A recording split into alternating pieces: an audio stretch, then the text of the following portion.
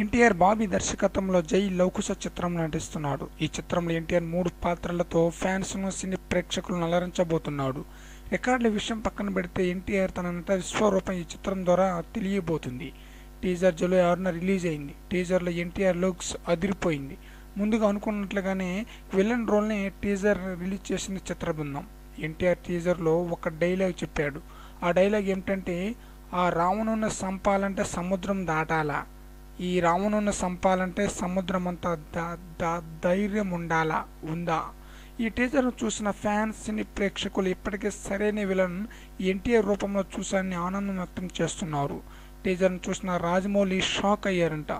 బాహుబలి లాంటి చిత్రాలు తీసిన డైరెక్టర్ షాక్ ఇచ్చాడు ఎన్టీఆర్. జై లవకుశ టీజర్ను చూసిన రాజమౌళి ఈ విధంగా స్పందించాడు. ఎన్టీఆర్ భావోద్వేగం పండించడంలో దిట్ట.